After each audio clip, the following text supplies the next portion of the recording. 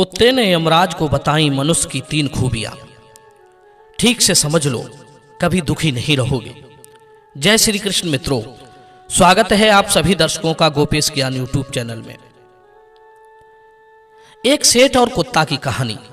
ये कहानी बहुत ही प्रेरणादायक है। ये कहानी आपको बहुत सुंदर शिक्षा देकर जाएगी। मित्रों, किसी नगर में एक बड़ा ही धनवान सेठ रहता था। सेठ के यहां एक कुत्ता पला हुआ था। सेठ का कुत्ता अपने काम के प्रति बड़ा ही वफादार था, परंतु सेठ बड़ा चालाक और लोभी लालची था। लोभी लालची होने के साथ साथ सेठ भगवान विष्णु का उपासक भी था। एक दिन सेठ के यहां भगवान विष्णु प्रकट हुए तो भगवान विष्णु ने सेठ से कहा कि वो उनसे कोई वरदान मांग ले। सेठ ने एक सादा कागज भगवान विष्णु को देते हुए कहा, प्रभु आप इस कागज पर अपने दस्तखत बना दो ताकि दुनिया के लोगों को मैं आपसे मिलने का सबूत दिखा सकूं। आजकल कोई ये मानना ही नहीं चाहता कि भगवान होते हैं। भगवान ने कहा, ठीक है, लाओ, मैं तुम्हारे कागज पर अपने दस्तखत बनाए देता हूं। इतना कहकर भगवान ने सेठ के कागज पर अपने दस्तखत बना दिए और अंतर्ध्यान हो गए। सेठ भगवान के दस्तखत वाला कागज हर समय अपनी जेब में डालकर रखता था। एक दिन सेठ का कुत्ता मर गया। सेठ को इस बात का बड़ा दुख हुआ। सेठ का कुत्ता मरने के बाद जब यमराज के पास में पहुंचा तो यमराज ने कुत्ते का लेखा जोखा देखा तो उन्हें पता चला कि कुत्ते ने पृथ्वी लोक पर अपने सारे काम बड़ी ईमानदारी से किए हैं।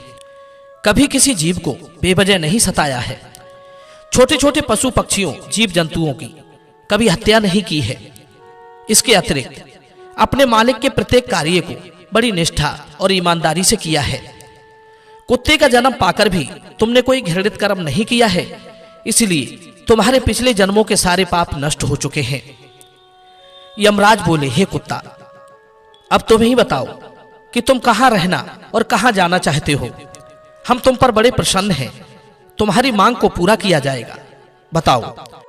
यमराज की बात सुनकर कुत्ता बोला, हे प्रभु, आप चाहे मुझे स्वर्ग दो या नरक दो, मुझे सब स्वीकार है, पर मेरी एक बात ध्यान रखना, मैं जहां भी रहूं पर मनुष्य के बंधन में ना रहूं।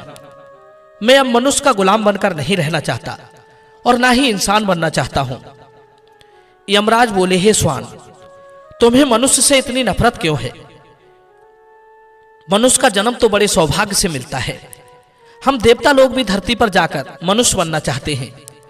अभी तक तो तुम तिर्यक योनि में थे, इसलिए तुम्हें मनुष्य योनि के फायदे नहीं मालूम है। जब तुम एक बार मनुष्य बनोगे तब तुम्हें पता चल जाएगा कि मनुष्य जन्म कितना अनमोल है। तब यमराज की बात सुनकर कुत्ता कहता है, हे प्रभु, मुझे पता है कि मनुष्य जन्म कितना अनमोल है, पर इसके साथ साथ मनुष्य बड़ा ही चालाक और स्वार्थी भी है। वो जब मतलब पूरा करने पर आ जाए तो सही गलत को भूल जाता है। असंतोष उसे चैन से नहीं बैठने देता। ईर्ष्या उसे दिन रात काटती रहती है, जिसके चलते वो अकारण स्वयं ही दुखी रहता है और दूसरों को भी दुख देता है। हम जैसे बेजुबान जानवरों को अपना गुलाम बनाकर अपना कार्य निकलवाता रहता है, यहां तक कि भगवान को भी धोखा देता रहता है। यमराज बोले, वो कैसे? कुत्ते ने कहा, वो ऐसे, जब भी मनुष्य मंदिर में जाता है तो भगवान से कहता है कि हे भगवान, मेरा ये काम बन जाए तो मैं तुम्हें इतने पैसे चढ़ाऊंगा, मैं तुम्हारा भंडारा करूंगा, बहुत सारा गरीबों को दान लुटाऊंगा। पर वे सब बातें सिर्फ अपना काम निकालने के लिए ही की जाती हैं। काम निकलने के बाद दान पुण्य भंडारा सब भूल जाता है। आगे बढ़ने की होड़ में अपनों का ही अहित करता रहता है। एक दूसरे की टांग खींचने में लगे रहते हैं। न खुद ऊपर उठने का प्रयास करते हैं, न उठने देते हैं, न चैन से खाते हैं, न खाने देते हैं। अपना काम बनाने के लिए दूसरों को धोखा देता है और उसकी धूर्तता देखिए, भगवान को भी लालच दिखाकर अपना काम बना लेता है। फिर बाद में कहता है कि भगवान का तो सब कुछ ही है, मैं उसे क्या दे सकता हूं। इस प्रकार कहकर वो अपनी बात से मुकर जाता है। इंसानों के बुरे कर्मों को गिनाते गिनाते मैं थक जाऊंगा, पर उसके बुरे कर्म समाप्त नहीं होंगे। उसकी चालाकी के आगे तो देवता भी कुछ नहीं है। तब कुत्ते की बात सुनकर यमराज कहते हैं, हे कुत्ता, माना कि मनुष्य बहुत चालाक है, पर हम देवताओं से ज्यादा बुद्धिमान नहीं हो सकता, क्योंकि हमारे यहाँ जितने भी जीव आते हैं हम ही उन्हें सजा सुनाते हैं, वे हमारे अधीन होकर ही काम करते हैं। तब कुत्ता कहता है, हे यमराज, आपके पास जो जीव आते हैं वे सब मरे हुए होते हैं। आपका पाला किसी जीवित मनुष्य से नहीं पड़ा है। यदि आप किसी जीवित मनुष्य के साथ रहते तो आपको पता चल जाता कि जीवित मनुष्य कितना खतरनाक होता है। कुत्ते की बात सुनकर यमराज की त्योरियां चढ़ गईं। सोचने लगे, ये तो हमारे ही सामने हमारी ही बेइज्जती कर रहा है, इसे दिखाना होगा कि मनुष्य हमारे सामने कुछ नहीं है, उसकी चालाकी हमारे सामने नहीं चल सकती। इतना कहकर यमराज ने अपने कुछ दूत भेज दिए और कहा कि जाओ, इस कुत्ते के मालिक सेठ को ही जीवित उठा लाओ, फिर हम देखते हैं कि वो हमारे सामने क्या चालाकी चलता है। यदि हम जीत गए तो मैं इस कुत्ते को जन्म जन्मांतर तक नरक में डाल दूंगा। मित्रों, कुत्ते को पूरा विश्वास था कि जीवित मनुष्य एक अकेला ही पूरे स्वर्ग में खलबली मचा देगा।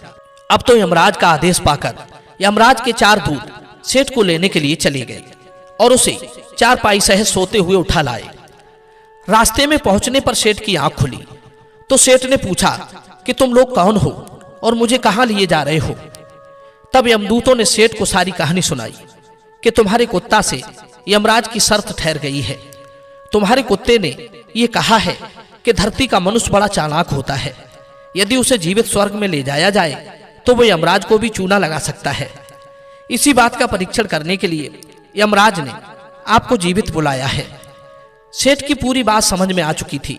उसने तुरंत भगवान के दस्तखत वाला कागज निकाला और उस पर कुछ लिखकर फिर उसे अपनी जेब में रख लिया। यमदूत सेठ को लेकर यमराज के दरबार में उपस्थित हुए।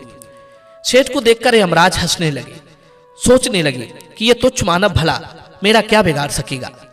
सेठ यमराज के सामने जाकर खड़ा हो गया और वही कागज जेब से निकालकर यमराज को पकड़ा दिया। यमराज ने जैसे ही सेठ के पर्चे को पढ़ा तो पढ़ते ही यमराज अपने सिंहासन से उठकर खड़े हो गए और सेठ के चरणों में आकर बैठ गए। सेठ को अपने सिंहासन पर बैठा दिया और स्वयं सेठ के स्थान पर बैठे थे। यह देखकर यमराज के सभा के सारे लोग अचरज में थे कि एक मानव यमराज की गद्दी पर बैठा है और स्वयं यमराज नीचे खड़े हैं। ये कोई जरूर पहुंचा हुआ लगता है। यमराज की गद्दी पर बैठने के बाद सेठ ने सबसे पहले यमलोकपुरी के सारे नियम कानून बदल डाले। स्वयं यमराज को यमलोकपुरी का पहरेदार बना दिया। सेठ सोचने लगा कि जब मैं मरूंगा तो मुझे भी यही आना होगा। यही सोचकर सेठ ने नरक में पड़े सभी नरकवासियों को निकालकर नरक लोक का द्वार हमेशा हमेशा के लिए बंद करा दिया और सभी नरकवासियों को स्वर्ग में भेज दिया और ये आदेश कर दिया कि आज के बाद जो कोई यमलोक में आएगा उसे स्वर्ग में भेजा जाएगा। सेठ का ये आदेश सुनकर सब देवताओं में खलबली मच गई, परंतु कर भी क्या सकते थे, क्योंकि वो आदेश यमलोक के राजा ने दिया था। अब तो धीरे धीरे स्वर्ग में भीड़ लगने लगी। स्वर्ग के कर्मचारी परेशान होने लगे कि अब हम क्या करें, इतने सारे जीवों की सेवा कैसे कर पाएंगे। यमराज को जीवित मनुष्य को स्वर्ग में लाना बहुत महंगा पड़ गया। उधर कुत्ते ने देखा कि सेठ जी ने सब कुछ बदल दिया है, आखिर ये कैसे हो गया। तो उसने सेठ से पूछा कि आपने ये कैसे कर दिया, आप तो यमलोक के राजा भी बन गए, अब तो मैं सारे जीवन आपका ही नौकर बनकर रहूंगा, कृपया मुझे बताइए कि आपने ये सब कैसे किया।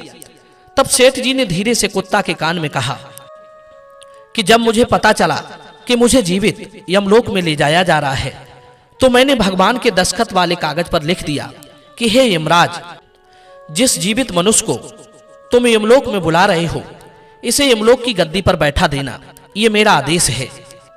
भगवान के दस्तखत उस कागज पर पहले से ही थे, इसलिए यमराज ने समझा कि यह आदेश भगवान विष्णु ने दिया है। सेठ को यमपुरी का राजा बना दिया जाए और मैं यहां का राजा बन गया। सेठ की बात सुनकर कुत्ता बहुत खुश हुआ, कहने लगा इंसानी दिमाग जहां भी रहे अपनी खुरापात तो करेगा ही। इधर यमलोक का हाल देखकर सारे देवता भगवान विष्णु के पास गए और उन्हें सारी बात बताई। तो भगवान विष्णु स्वयं यमलोकपुरी में आए। उन्होंने देखा कि यमराज तो द्वार पर पहरा दे रहे हैं, तो यमपुरी के सिंहासन पर कौन बैठा है। यमराज बोले, प्रभु आपकी लीला भी बड़ी विचित्र है। जरा सी देर में धरती के एक साधारण मनुष्य को यमराज बना दिया और मुझे पहरेदार। भगवान बोले, ये मैंने नहीं किया, ये सब तो इंसान के चालाक दिमाग का कमाल है। यदि तुम जीवित मनुष्यों को यहां बुलाओगे तो यही होगा। मैंने तुम्हें उनकी मृत्यु के बाद यहां लाने का हुक्म दिया है ताकि उनके सारे दोष उनके शरीर के साथ वहीं रह जाएं। मित्रों, इतना कहकर सेठ के पास भगवान पहुंचे। भगवान विष्णु को देखकर सेठ ने अपना सिंहासन छोड़ दिया और बोले, प्रभु क्षमा करना, मैंने यमराज को जीवित मनुष्यों की बुद्धि का बल दिखाया था। मैं आपके दर्शन पाकर धन्य हो गया। मुझे किसी चीज की कोई अभिलाषा नहीं है। प्रिय बंधु, इतना कहकर सेठ धरती लोक पर लौट गया। भगवान भी उधर वैकुंठ को चले गए। यमराज फिर से अपने सिंहासन पर आरूढ़ हुए। तब कुत्ता कहने लगा, हे यमराज, आपने देख ली इंसानी दिमाग की ताकत। जीवित मनुष्य क्या से क्या कर सकता है, इसलिए मैं मनुष्य नहीं बनना चाहता। मनुष्य जब स्वार्थी हो जाता है तो उसे अपने दोष दिखना बंद हो जाते हैं। लालच में वो धर्म को भुला देता है और अनैतिक कार्यों पर उतर आता है।